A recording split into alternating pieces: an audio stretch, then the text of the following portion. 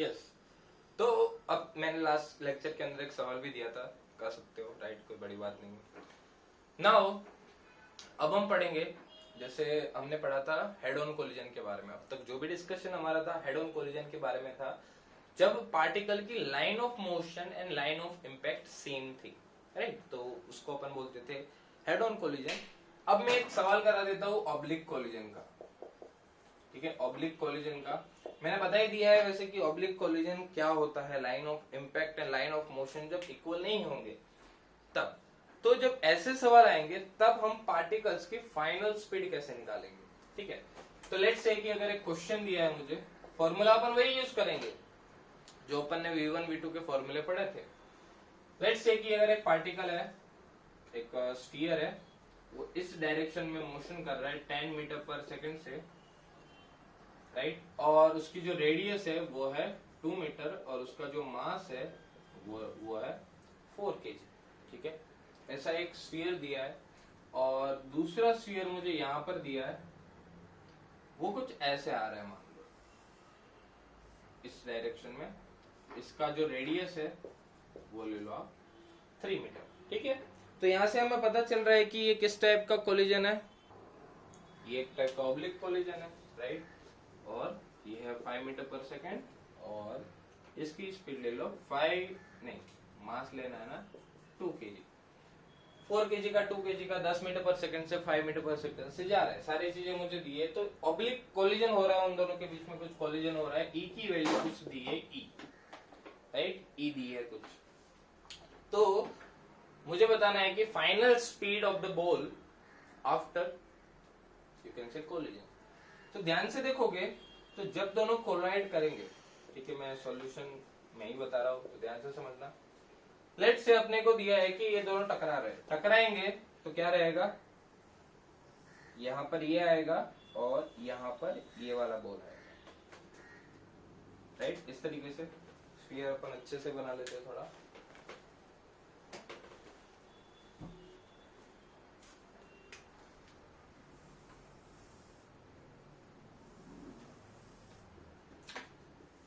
ये 10 मीटर पर सेकंड से इस डायरेक्शन में जा रहा था और ये 5 मीटर पर सेकंड से इधर जा रहा था।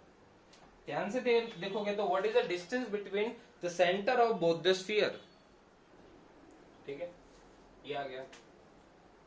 तो 2 and 3, 2 इधर है 3 इधर है, तो ये 5। देखो दोनों ऐसे टकराएंगे, वैसे दोनों का सेंटर इस तरीके से, तो अपन डायग्राम थोड़ा अच्छे से बना देते ताकि थोड़ी फील आए। देखो फील आना जरूरी है, यस, फील आना जरूरी है। एक इधर है और दूसरे का सेंटर और इसका टॉप एक लाइन में रहना चाहिए, तो दूसरा कुछ ऐसा है, ठीक है। ये दोनों का सेंटर है, ये है अपना 3 मीटर, ये है अपना 5 मीटर। ध्यान से देखोगे तो इसका 3 और इसका 2, तो ये अपना क्या हो जाएगा 4, पाइथागोरस थ्योरम से। देखो ये राइट एंगल ट्रायंगल बन रहा है। तो ध्यान से देखो what will be the line of impact, line of impact दोनों के सेंटर को जोड़ो, ये वाली। So this will be the line of impact, ये अपनी होगी लाइन ऑफ इंपैक्ट, ये तो थी लाइन ऑफ मोशन दोनों की, और ये थी लाइन ऑफ इंपैक्ट। तो लाइन ऑफ मोशन है, लाइन ऑफ इंपैक्ट दोनों अलग अलग है, तो ये टाइप के कोलिजन को हमने क्या बोला था, ऑब्लिक कोलिजन। नाउ अब हम क्या करेंगे, इस डायरेक्शन में इनिशियली स्पीड थी, मैंने तुम लोगों को बोला था कि E इज इक्वल टू, जो तुम लोग लिखते थे V2 minus V1 divide by U1 minus U2। What is this speed, this is the speed of the balls, ठीक है, along the line of the impact. ये लाइन के अलोंग ये स्पीड है V1 V2 U1 U2। तो तुम्हें क्या करना है, ये जो स्पीड दी है उनका इस डायरेक्शन के अलोंग का कंपोनेंट ही तुम्हें कंसीडर करना है। जैसे इनिशियली बॉल था वो देखो ऐसे जा रहा है 10 मीटर पर सेकंड, लेकिन हमें 10 मीटर पर सेकंड से थोड़ी मतलब है, इसके दो कंपोनेंट हो गए, एक ऐसे और ऐसे। तो ध्यान से देखोगे तो ये वाला एंगल कितना होगा, जैसे इसके मैंने दो कंपोनेंट ऐसे करता, so what would be this angle, ये वाला, ठीक है। क्या होता है ये एंगल, क्योंकि लाइन ऑफ इम्पैक्ट के अलोंग इसका कंपोनेंट लेना है। तो लाइन ऑफ इम्पैक्ट तो ये वाली है, तो हॉरिजॉन्टल डायरेक्शन के अलोंग से इसका एंगल कितना हो जाएगा, ये है थीटा। अगर तो टेन थीटा में लिख सकता हूँ 3/4, तो थीटा इज इक्वल टू आ जाएगा 37 डिग्री। तो ये एंगल है वो है 37 डिग्री। तो टेन का ये component ten cos 37, ten cos 37 कितना होता है बच्चों, 8 होता है। और टेन साइन 37 वो होता है बच्चों 6। तो इसके दो कंपोनेंट आ गए 10 और 6, 8 और 6। उसी तरीके से इसके भी दो कंपोनेंट आएंगे। इसके भी मुझे इस वाली डायरेक्शन, जो ये वाली डायरेक्शन है, ये तो पहले ऐसे जा रहा था ना इनिशियली, ठीक है, लेकिन मुझे इस वेलोसिटी के इसके अलोंग के कंपोनेंट चाहिए। एक कंपोनेंट का उधर आएगा और एक इधर आएगा, तो एक इधर और एक इधर।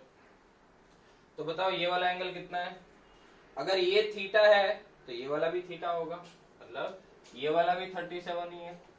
तो अगर ये 5 है तो 5 cos 37, 5 cos 37 इज 4, एंड ये वाला 5 37 विच इज 3। तो इसके दो कंपोनेंट आ गए 4 एंड 3। नाउ अगर हम P इनिशियल लिखेंगे तो P इनिशियल क्या होगा, m1 u1 plus m2 u2। But ये जो है ना अपन लिखेंगे ना u1 u2, upon velocity along the line of impact को कंसीडर करना है। ये वाली डायरेक्शन में वो तो 6 ही रहेगी, उसमें कोई फर्क नहीं पड़ेगा। ये डिस्कशन में कर चुका हूं ऑलरेडी, वो तो 6 ही रहेगा, उसमें कोई भी फर्क नहीं पड़ेगा। तो m1 u1 plus m2 u2, right. m1 is 4, u1 is the speed of this block या तो mass along this line, along line of impact कितना है 8, प्लस m2 is 2, और इसका m2 का इस वाली डायरेक्शन के along the line of impact component कितना है 4, but it is in the opposite direction of this 8। तो अपन ऐसा मान लेंगे कि इस डायरेक्शन को अपन पॉजिटिव माने तो इस डायरेक्शन को नेगेटिव, तो इसकी वैल्यू क्या हो जाएगी -4।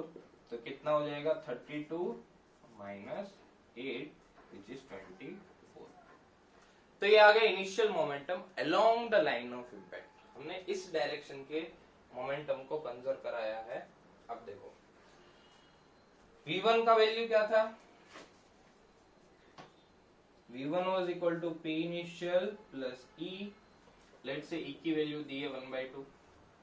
e अगर 1 है तो यहाँ 2, m2 देन इधर भी 2, u2 minus u1 divide by m1 plus m2। p initial is 24 into e is 1/2, 24 plus e is 1/2, m2 is 2 kg, u2 minus u1। अब जो तुम लोग u2 minus u1 लिखोगे, this should also be along the line of impact, right. तो u2 क्या है, u2 is the initial speed of this block in this direction, तो component of the velocity in this direction which is 4, but ऊपर की direction को हमने क्या माना negative, so it would be -4 u2। then u1 is along this direction, the initial component of the velocity which is 8, तो -8 आ गया। ठीक है, देखो फॉर्मूला समझना है और डायरेक्शन का थोड़ा नॉलेज रहना चाहिए, ठीक है। अब हम ऐसे उठ के सवाल सॉल्व करेंगे तो नहीं होगा, हमें अब नीट की एग्जाम देंगे तो हमें थोड़ा सोचना पड़ेगा, ठीक है। तो थोड़ा तो दिमाग लगाना पड़ेगा तुम्हें, कौन सी पॉजिटिव कौन सी नेगेटिव रखनी है, ये सवाल के एंड तक तुम्हें पता रहना चाहिए ताकि कहीं पे भी मिस्टेक ना हो। Divide by m1 plus m2 which is the summation of both the masses which is 6। दो कैंसल तो आ जाएगा 12, 24 में से 12 जाएगा तो 12 डिवाइड बाय 6, तो ये आ गया 2 मीटर पर सेकेंड। तो यहां से आगे भाई अपने v1 की value, that means this is the final velocity of this sphere along the line of impact. But ये वाले कंपोनेंट तो इफेक्ट नहीं होगा ना, याद हो तो मैंने लास्ट लेक्चर में बताया था कि जो कंपोनेंट है वो e टाइम्स हो जाता है, याद हो तो, अगर सामने वाला भी मोशन नहीं करता है तो e टाइम्स रहता है। तो जैसे प्रोजेक्टाइल का सवाल किया था उसमें y डायरेक्शन वाला कंपोनेंट ही चेंज होता था बट x डायरेक्शन वाला नहीं होता था, तो यहाँ पर भी along the line of impact वाला ही चेंज होगा, बट ये तो 6 के 6 रहेगा। इन द सेंस कि ये जो ब्लॉक है वो टकराने के बाद कैसे मूव करेगा इस डायरेक्शन में, तो इसका कंपोनेंट है 6 मीटर पर सेकेंड, जो चेंज नहीं होगा।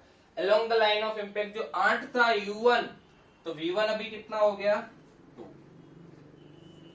और +2 आया है, उसका मतलब ये वाली डायरेक्शन प्लस है, उसका मतलब वो इधर जा रहा है, ये आ गया बच्चों। ठीक है, फिर इसका अगर मैग्नीट्यूड भी निकालना है तो तुम लोग आराम से निकाल सकते हो इसका मैग्नीट्यूड। करेक्ट, यस, √36 + 2 स्क्वायर 4, √40 आ जाएगा इसका वैल्यू v1 का। मतलब अगर पूछा है, अगर ये v1 तो आया along the line of impact, अगर इसकी स्पीड पूछी होती तो क्या करना पड़ेगा, दोनों का रिजल्ट लेना पड़ेगा ना। कितना आएगा √40 मीटर पर सेकेंड। उसी तरीके से अपन क्या निकालेंगे v2, that will be p initial plus 2 है तो 1 me, देन अगर 1 है तो u1 minus u2 divide by m1 plus m2। p initial is 24 plus m1 which is 4, e is 1/2, u1 which is 8 minus u2 is -4 क्योंकि ऊपर की direction negative है, divide by m1 plus m2 which is 6, तो आ जाएगा 2, तो आ जाएगा 24 प्लस ये 12 दूर 24 डिवाइड बाय 6, तो ये कितना आ गया बच्चों 8 मीटर पर सेकेंड। इन द सेंस, और ये भी पॉजिटिव आया भाई, है ना, पॉजिटिव आया। उसका मतलब ये जो दूसरा ब्लॉक है वो कैसे मूव कर रहा है आफ्टर कोलिजन। आफ्टर कोलिजन उसका ये वाला कंपोनेंट तो था, वो तो चेंज नहीं होगा, वो तो 3 रहेगा। Along the line of impact कितना हो गया 8, बट वो इस डायरेक्शन में होगा टकराने के बाद, क्योंकि ये पॉजिटिव नेगेटिव आता तो मैं इधर लेता, कोई भी नेगेटिव आता तो उसका मैं वैल्यू ऊपर लेता। लेट्स से कि अगर इसकी वैल्यू -3 आ जाती, उसका मतलब मैं इधर 3 लिखता, है ना। तो ऐसे अभी तो नहीं आई, अभी तो +8 आई है, तो इस डायरेक्शन में। इसका भी अगर मैग्नीट्यूड चाहिए तो क्या होगा √8² 64 + 9, तो आ जाएगा √73। तो ये आ गई speed of both the sphere after the collision. तो इस तरीके से अपन ऑब्लिक कोलिजन के अंदर सॉल्व करेंगे। तुम्हें याद रखना है कि जो ये फॉर्मूला तुम लोग यूज करोगे और तुम्हें वेलोसिटीज मिलेगी, that will be along the line of impact, ये वाली बात याद रखनी है। और वो जो ई के फॉर्मूले में भी मैंने तुम्हें बोला ही है कि v1 v2 and u1 u2 है, these are the velocities of the sphere of the ball और the block along the line of impact, ये वाली बात याद रखनी है। और लाइन ऑफ इम्पैक्ट चेंज हो जाएगा तो काफी सारी चीजें चेंज हो जाएगी। लाइन ऑफ मोशन और लाइन ऑफ इम्पैक्ट चेंज हो गया तो तुम्हें वेलोसिटीज के कंपोनेंट्स लेने पड़ेंगे। ठीक है, तो ये आ गई फाइनल वेलोसिटीज, तो नोट कर लो इसको अच्छे से। तो ये अपना कोलिजन हो गया, राइट। तो देखो कोलिजन में इसी टाइप के सवाल आएंगे, ई का टर्म दे देंगे तो वेलोसिटीज कैसे चेंज होगी, फाइनल वेलोसिटीज वगैरह बताना है। अब हम कुछ टाइप क्वेश्चन करेंगे, जैसे सेंटर ऑफ मास जो है, सेंटर ऑफ मास पढ़ा अपन ने सबसे पहले, उसके बाद मोमेंटम कैसे कंजर्व कराना है अलग अलग सिस्टम के अंदर, उसके बाद अपन ने पढ़ा कोलिजन। अब कुछ टाइप क्वेश्चंस मतलब कुछ एक पर्टिकुलर मेथड रहती है उनको सॉल्व करने, कैसे कुछ सॉल्व करते हैं। जैसे फॉर एग्जांपल तुम्हें इस टाइप का सवाल आ गया कि एक मास है लेट्स से 2 kg का और एक मास है लेट्स से 4 kg का, दोनों मैंने एक स्ट्रिंग से बांध रखा है, राइट, और इसकी लेंथ ले लो 4 मीटर, और ये वाला जो 4 kg है इस पर्टिकुलर इंस्टेंट पे 10 मीटर पर सेकंड से इस डायरेक्शन में जा रहा है। इतना मुझे दिया हुआ है, मुझे ऐसा दिया है हॉरिजॉन्टल प्लेन में रखा हुआ है, हॉरिजॉन्टल प्लेन समझते हो, हॉरिजॉन्टल प्लेन में रखा हुआ है, फ्रिक्शनलेस प्लेन है, हॉरिजॉन्टल प्लेन है, फिर फ्रिक्शनलेस है, ये सब मान के चलना है, बताए ना बताए। तो इतना मुझे पता है, तो मुझे क्या करना है, मुझे इस पर्टिकुलर इंस्टेंट पे, जैसे भाई ये इधर जाएगा तो इस वाली स्ट्रिंग के अंदर टेंशन जनरेट होगा थोड़ा बहुत तो होगा, वही टेंशन की वैल्यू मुझे फाइंड आउट करनी है। टेंशन एट दिस इंस्टेंट, ठीक है, तो ये बताना है। मैं एक सवाल तुम्हें होमवर्क में भी दे दूंगा, प्रैक्टिस कर लेना, बहुत सिमिलर सवाल होगा इसी के जैसा। सबसे पहले तुम्हें क्या करना है, अब देखो टेंशन जनरेट होगा और ये जो दोनों के दोनों मूव करेंगे, ये तो मूव करेगा नहीं, ये करेगा, तो रियलिटी में क्या होगा, सिस्टम का सेंटर ऑफ मास मूव करेगा। ठीक है, तो तुम्हें निकालनी पड़ेगी velocity of centre of mass. But how will you find out the velocity of centre of मास?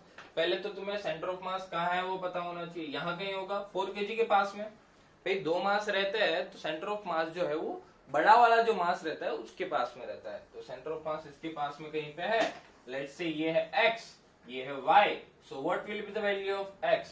ये हम ऑलरेडी सीख चुके हैं। x की वैल्यू क्या रहेगी, m2r which is 2 into दोनों के बीच की distance 4 divided by m1 plus m2 2 plus 4, so it is 8 divided by 6 which is 4 by 3।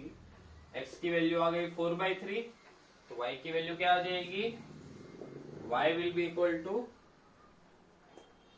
भाई ये है r1, ये है r2, ये है m1, ये है m2, तो r1 की वैल्यू क्या होगी, m2r divided by m1 plus m2। अरे आया कि नहीं आया, आया। ठीक है, तो y की वैल्यू क्या हो जाएगी, 2 into 2 नहीं 4 into सामने वाला मास, इसकी वैल्यू निकाली है ना, तो सामने वाला मास into टोटल डिस्टेंस अपन दोनों मास का समेशन विच इज 6। तो आ गया 16 by 6 विच इज 2 से 3, 2 से 8, 8 by 3। या तो तुम लोग सीधा यहां से भी कर सकते हो, अगर ये टोटल 4 है, ये 4 by 3 आ गया, तो 4 minus 4 by 3 करोगे तो 8 by 3 आ जाएगा ये।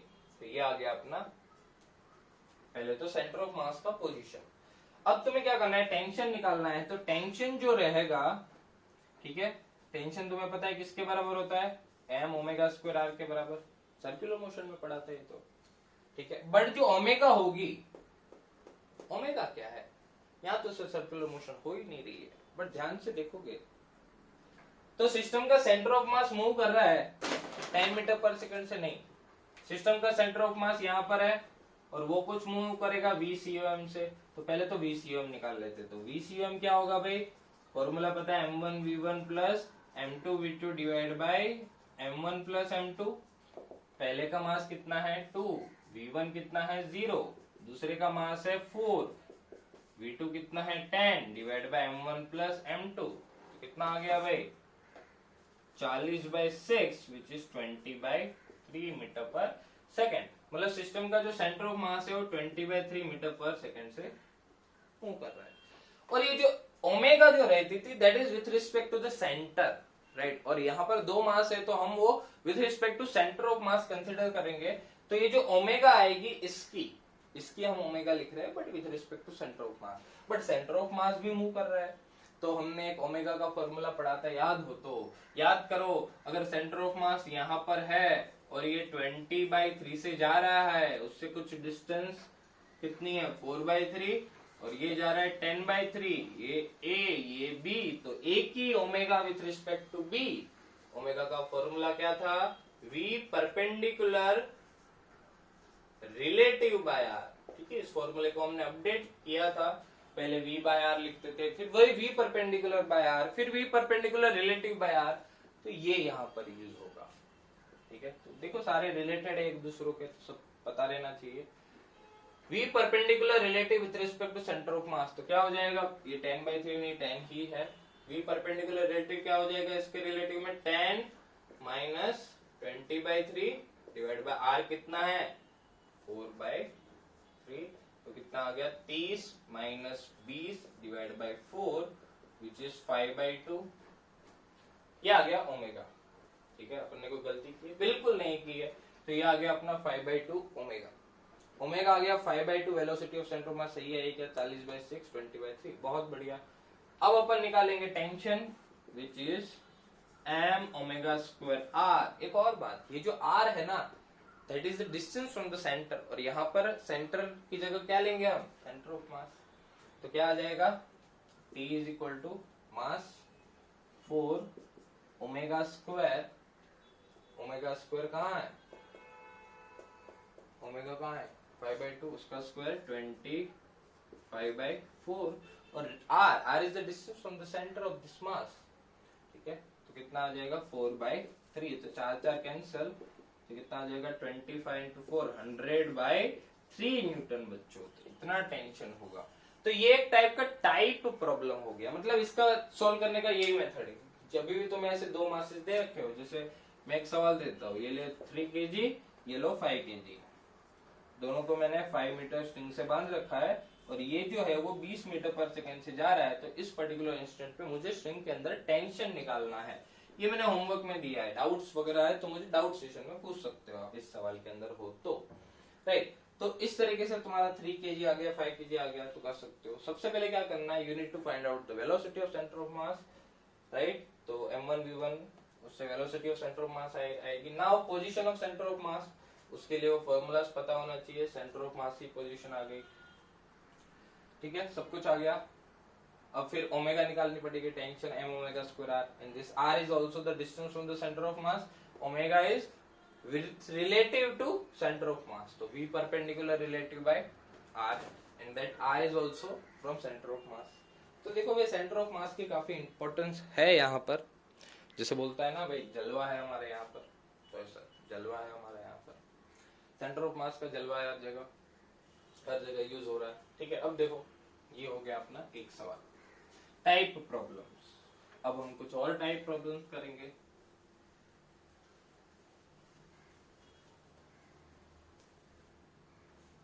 अब देखो स्प्रिंग वाले सवाल आते हैं। स्प्रिंग वाले, लेट्स से ये एक ब्लॉक है, उसके साथ मैंने एक स्प्रिंग जोड़ रखी है और ये इधर है दूसरा ब्लॉक, ठीक है। स्प्रिंग के अंदर जो पोटेंशियल एनर्जी स्टोर्ड होती है मैंने ऑलरेडी बता रखा है, 12kx²। This is the potential energy stored in the spring, ठीक है। स्प्रिंग के अंदर जितनी भी पोटेंशियल एनर्जी स्टोर होती है कितनी होती है, 12kx² जितनी, राइट। अगर इसका स्प्रिंग कांस्टेंट है k, ये कुछ मासेस तुम्हें दे रखे होंगे, पोटेंशियल एनर्जी याद रखनी है तुम्हें।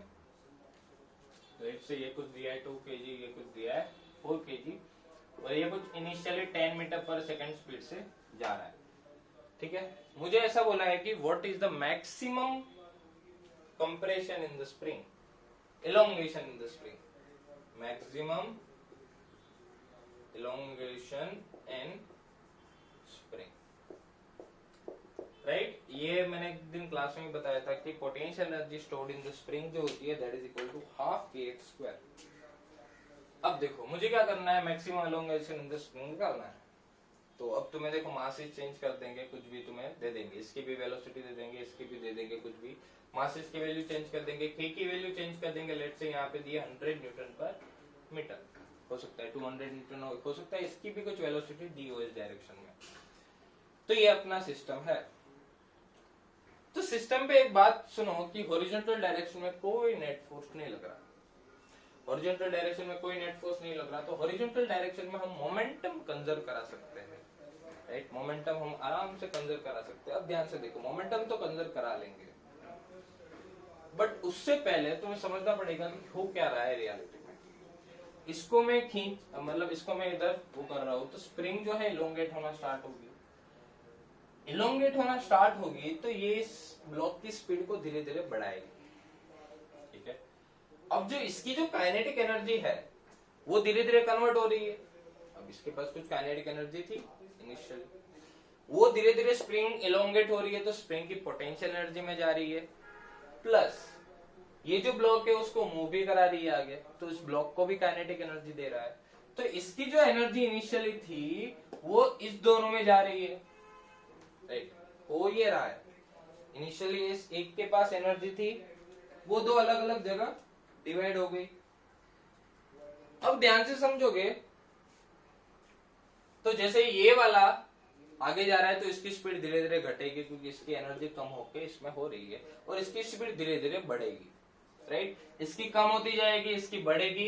एक मोमेंट ऐसा आएगा कि इसकी जो स्पीड है वो क्या हो जाएगी और इसकी जो स्पीड है वो दोनों इक्वल हो जाएगी। होगा ना भाई, ये 10 मीटर पर सेकेंड है, लेट्स से ये हुआ 1, ठीक है। थोड़ी देर बाद 1 हुआ तो ये कम होके लेट्स से कुछ हो गया। थोड़ी देर बाद हो सकता है एक पॉइंट ऐसा है कि दोनों की स्पीड हो जाए 5 मीटर पर सेकेंड, फिर उसके बाद इसकी बढ़ेगी, इसकी कम होगी, ऐसा होगा, बट एक मोमेंट ऐसा आएगा जो 5 मीटर पर सेकेंड होगा। अब जब तक उन दोनों की स्पीड सेम नहीं होती, लेट्स से एक टाइम पे दोनों की स्पीड सेम हो गई, which is basically equal to v, दोनों की स्पीड हो गई v एंड v, 2 एंड 4, ये हो गया v एंड v हो गई। अब इसके बाद क्या होगा, अब इसके बाद इसकी स्पीड बढ़ जाएगी और इसकी स्पीड कम हो जाएगी। अगर इसकी स्पीड बढ़ेगी तो ब्लॉक जो है, ब्लॉक आगे मूव करने लगेगा। अगर आगे मूव करने लगेगा तो स्प्रिंग वापस कंप्रेस होना स्टार्ट हो जाएगी। बट हमें तो क्या करना है, हमें मैक्सिमम एलोंगेशन निकालना है। तो इस पॉइंट के बाद तो एलोंगेशन होगा ही नहीं, तो यहां से यही पॉसिबिलिटी है कि यहां से इतना ही एलोंगेशन हो। मतलब ये वाली जो कंडीशन होगी जिसके अंदर दोनों जो ब्लॉक है उनकी स्पीड सेम है, ठीक है, तो ये वाला कंडीशन किसका कंडीशन है, ये मैक्सिमम एलोंगेशन वाला केस है अपना। Maximum elongation in the spring कुछ इस तरीके से रहेगा, राइट। आई होप कि ये क्लियर है।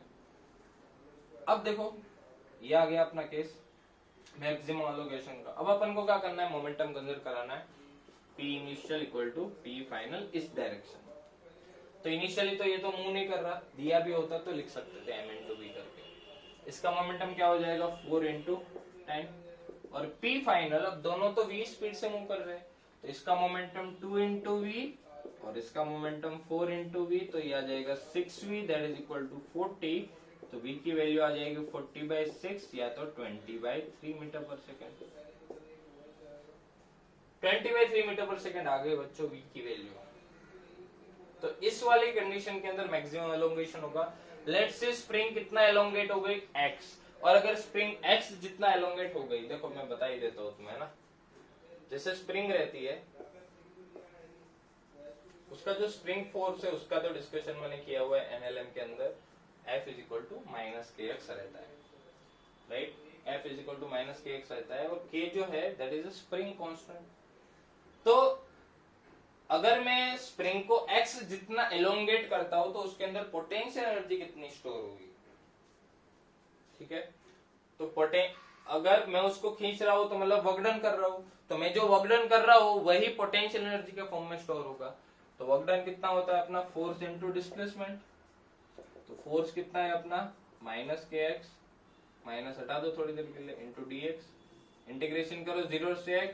देखो फोर्स वेरिएबल है, ठीक है, x is the elongation in the spring. तो जैसे जैसे मैं एलोंगेट करता जाऊंगा ना, लेट्स से कि इनिशियली 1 सेंटीमीटर एलोंगेट है तो फोर्स कितना होगा k इंटू 1, फिर 2 आ जाएगा तो k इंटू 2। तो फोर्स वेरिएबल है, जब वेरिएबल फोर्स हो तब अपन को इंटीग्रेट करके वर्क डन निकालना पड़ता है।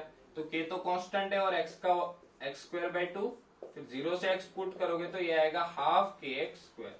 तो इतना मुझे वर्क डन करना पड़ा है इस ब्लॉक को x जितना डिस्प्लेस करने के लिए, और वो सारे का सारा वर्क डन स्प्रिंग की पोटेंशियल एनर्जी के अंदर चला गया which is equal to half kx², right. तो ये संभाल के याद रख लेना। तो v आ गया अपना 20/3। अब अपन को क्या करना है, एनर्जी कंजर्व करानी है। तो initial energy of the system थी that is equal to final energy of the system. Initial energy क्या थी भाई, इनिशियल एनर्जी इसके पास ही थी सिर्फ half mv², 4 into v² that is equal to final kinetic energy, final total energy. तो दोनों के पास काइनेटिक भी है और स्प्रिंग एलोंगेट भी है, मतलब उसके अंदर पोटेंशियल एनर्जी भी है। तो उसका क्या हो जाएगा, half 2 into v² plus half 4 into v², ये तो दोनों की kinetic energy, plus there is also some potential energy in the spring and that is equal to half kx² and this x is the maximum elongation in the spring. तो यहां से तुम्हें x की value आ जाएगी बच्चों, ठीक है। तो ये कितना हो जाएगा, 200 into 200 that is equal to v² plus 2v² plus half into k की वैल्यू कितनी दी है 100 x² विच इज 50। तो आ जाएगा 200 that is equal to 3 into v² की वैल्यू यहाँ से निकाल सकते हैं, v की वैल्यू 20/3, तो v² इज 400/9 प्लस 50x², तो ये 3, तो 50x² that is equal to 200 minus 400/3 which is basically 200/3 which is 4। तो x की वैल्यू क्या आ जाएगी, √4/3। 3 मीटर।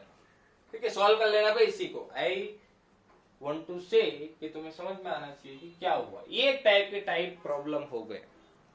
ठीक है, ये एक टाइप के टाइप प्रॉब्लम हो गए। जैसे क्या करना है, थोड़ी देर बाद दोनों की स्पीड भी दे सकते हैं साथ में, है ना। तो मोमेंटम कंजर्व कराना है तो दोनों की फाइनल स्पीड आ जाएगी। तुम्हें पता चल गया होगा क्या हो रहा है, ये बढ़ रहा है, ये घट रहा है, फिर ये बढ़ रहा है। एक मोमेंट ऐसा आएगा कि दोनों की सेम होगी, इसके बाद ये आगे जा रहा है लेकिन ये फास्ट जा रहा है, तो अब स्प्रिंग क्या होगा, कंप्रेस रहेगा। अब कंप्रेस होगा तो मैक्सिमम एलोंगेशन आ गया। इसी मोमेंट पे जब दोनों की स्पीड सेम होगी तो वहां से v आ जाएगा। एनर्जी कंजर्व करा दोगे तो तुम्हारा काम हो जाएगा, राइट। तो यस, अपना सेंटर ऑफ मास की जो भी कॉन्सेप्ट यूजफुल है वो सारे डिस्कस कर लिए। अब अपना रोटेशनल मोशन स्टार्ट होगा, जिसमें इसका भी यूज है, सेंटर ऑफ मास का भी, मोमेंटम का भी, सारी चीजों का यूज रहेगा जो अब तक पढ़ा है हमने, राइट। रॉकेट एक्सप्लोजन वाला है, मैं रोटेशन की बात ही वो पढ़ा लूंगा। ठीक है, तो अभी के लिए अपन को ये सेंटर ऑफ मास खत्म होता है। मिलते हैं, सावधान रहे, सतर्क रहे।